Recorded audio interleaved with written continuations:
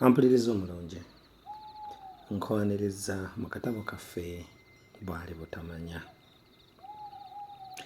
Katono nnyo okukubirako omumuli mu ebyo bye twalaba mu kitundu kyaffe ekyayita. Nali maze okuwandiikira Anne ebbaluwa era newankubadde teyasobola kugiddamu, twasobola okusisinkana oluvannyumako. Awo omukwano gwaffe we gwasinziira ne gutandika okulanda era munnange Anne n'afuukira ddala muganzi wange. Ebyembi nga binajja, Siteefano yagobebwa mu ssomero oluvannyuma lw'okubeera nti yali amaze okutikka muganzi we olubuto. Naye nze musajja wo nawazaawazaako mpolampola okutuusiza ddala omusomo gwange ogwa pulayimale bwe nagumalako. Naye nange encuko yajja n'engwira oluvannyuma lw'okubeera nti Anne yakateetyemulanga bwe yali ali olubuto, era awo wennyini we namusabira abeere nga tanjogera nsobole okubeera nga ntwazatwaza ku musomo gwange ogwa junior secondary school.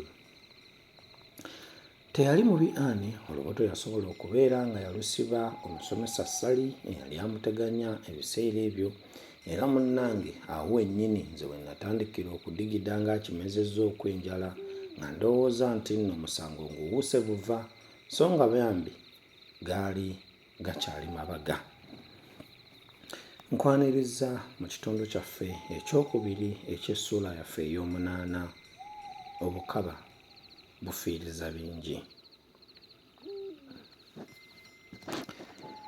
Lwali lumu nga Novemba 15, 1947 bwe twali twanika emmwanyi ne ddadi mu luggya, ne ndaba omulenzi omu n'abakazi babiri nga bakyama mu luggya ewaffe. Bwe baasembera okumpi ne nnyongera okubeetegereza, nagenda okulaba ng'ali wakati ye Anne yennyini. Akaana ke oba akange yali akakwatidde mu busuuka bukadde nnyo ate nga bulinga obwayuzibwa ku ssuuka ennene enkadde. Ye yali mu kateeteeyi ke ak'obuyonjo ke yateranga okwambala nga tulina we tugenda okusisinkana. Ku kateeteeyi yali akubiddeko omuwalume naye nga nagwo mukadde nnyo. Yali ne mwannyina ne ssengaawe. Okulaba obulabi ku Anne be yali nabo kyantiteemula emmeeme ne neegomba ettaka lyasama erimmire. Ennaku ze nawulira mu kaseera ako zaasensera mu mutima gwange ne ziyita essanyu lyange we lyakoma nga ndabye ku Anne nga tukyali mu mukwano gwaffe mu ssomero. Ddadi yabaaniriza bulungi ng'abayita abagenyi aba bulijjo. Bwe yamala okubabuuza, ssenga wa Anne n'amugamba nti, "Ssebo, tuzze wano lwa nsonga." Munnange ampuliriza, sijjukira obanga Anne ne banne bwe bajja nabalamusa. Naye kye sigenda kwerabira kye kintu ekiringa empiima kye nawulira nga kinsoya mu mutima nga ssenga wa munnange amaze okwogera ebigambo ebyo. Anti bagamba nti emmeeme tebikkulwa. Nange siyinza kukubikkulira birowoozo ebyali mu mutima gwange mu kaseera ako. Omutima gwange gwali tegukyakuba wazira nga gutujja butuzzi bettu. Ddadi bwe yamala okuwulira ebigambo bya ssenga wa Anne n'amuddamu nti, "Kale bannange, ensonga ezibaleese musoogere nziwulire." Ko ssenga nti, "Ssebo, tuleese mwana ono mu nnyumba mwazaalibwa." Ebigambo ebyo nabiwulira ng'empiso gye banfumise mu ngalo okunziggyako omusaayi. Kitange yamubuuza mangu nti, "Mu nnyumba muno kitaawe w'omwana oyo y'ani?" Ssenga teyalwa n'akyusa amaaso n'aganjolekeza nga bw'agamba nti, "Oyo ssebo." Mu kiseera ekyo nali nsuliisa omutwe wansi. Nagenda okugusitula nga ddadde yansimbye dda amaaso agaali gajjudde obusungu. Awo kwe kumbuuza nti, "Yakobo, bano obamanyi?" Namuddamu nga njugumira nti, "Oyo omuwala twali naye mu ssomero Mirembe nga nkyasoma." naye ako akaana kaalina sikamanyi. Ko ye nti, ddemu kye nkubuuza, omuwala oyo wasobyako naye? Nali sinnamuddamu, mami eyali amaze okwetegereza omwana n'amugamba nti, ssebo, ebigambo bikwate mpola. Dadi yayongera okubuuza ssenga wa Anne nti, mulina obujulizi obulaga ng'omwana ono wa mulenzi ono? Ko ssenga nti, tubulina ssebo. Omuwala ono olubuto yali aluwadde omusomesa waabwe ayitibwa Sali.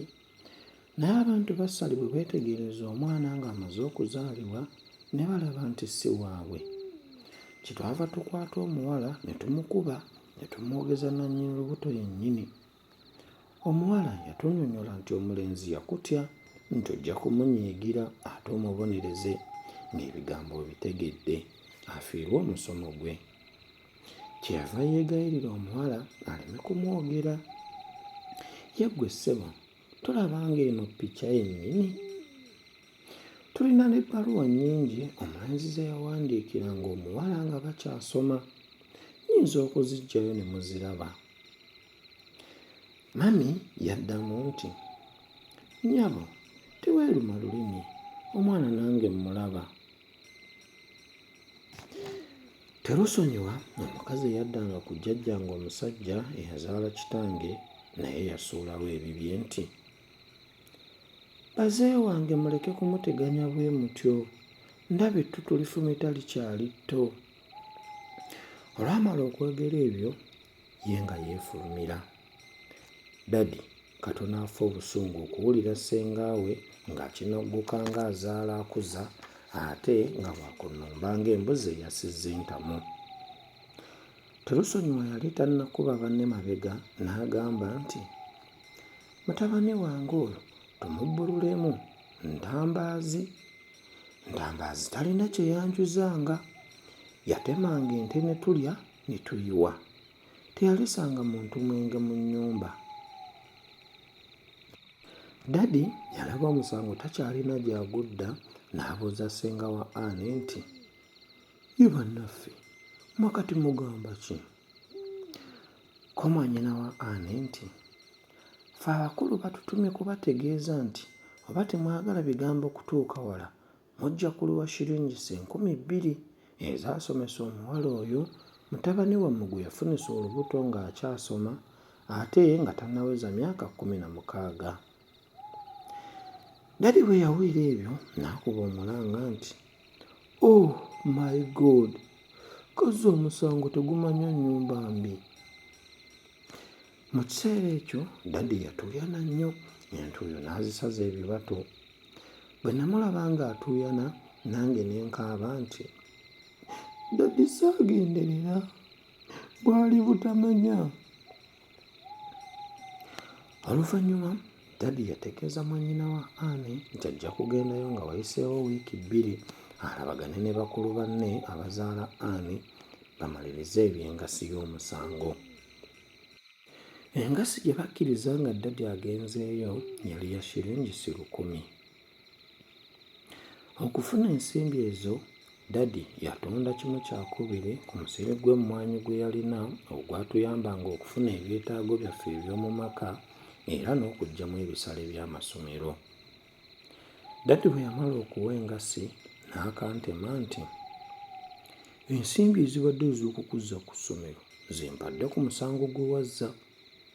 Bwe ndiba nsobodde mu ssomero ndikutwalayo mu 1949.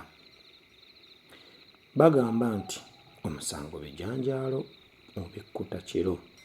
Ku olwo nange lwe namanya bwe kiri ekibi nnyo omuntu okweyingiza mu by'abakazi ng'akyasoma. Abyeyingizaamu tayonoona biseera bye byokka naye ayonoona n'ensimbi z'abazadde be nga nze bwe nakola, ate ayinza n'okwonoona obulamu bwe obw'omu maaso n'obw'abalala nga nze bwe nayonoona obwa Anne. Bagamba nti abalamu bakisa kyakulya. Mu kiseera Anne bwe yali akulubbeeseza olubuto lwe Ebigambo bwe byatuukira ku mukulu w'essomero nti omusomesa w'essali yafunisa omusomi Anne olubuto. Omukulu w'essomero teyalwa ng'ensonga azituusa mu kakiiko k'ab'eddiini akaali kafuga amasomero mu kiseera ekyo. Bwe baayita ssali okwennyonnyolako, musajja wattu eby'okwegaana omusango bye yaleeta byabulamu ensa kubanga Anne yayanjula ebbaluwa nnyingi ssali ze yamuwandiikiranga ng'amutegeeza essaawa n'ekifo gy'ayinza okumusanga. Ensimbi ze yamuwanga nazo oluusi zaayongerangako mu mabaluwa.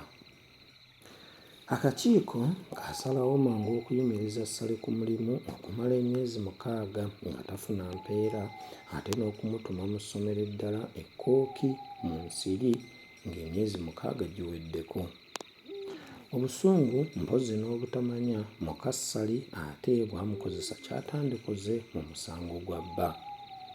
Ab'akakiiko yabawa mu kyama obubaluwa bwe yakwata Anne bwe yawandiikiranga ssali ng'amusaba ensimbi ez'okugula amandaazi, kabalagala n'okumutambuza mu ngendo z'essomero ezimu.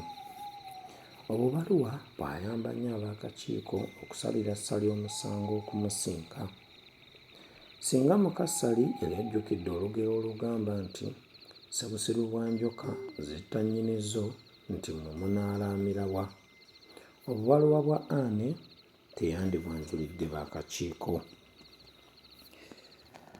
Ampuliriza omulungi, wamma nzikiriza neetegule kubanga bagamba nnaalima awagonda amala na nnyoka ate era n'awalungi tewaba wammwe, teri mbwa esula ku katale. Nzikiriza nneme kwefuula Sserwajja okoota nsinze mmwe nsitama ate era mu buufu bwe bumu nange saagala kubatama anti bagamba ekita ekitava ku ssengejjero kifuuka wankindo. Akuume atakumira mpeera.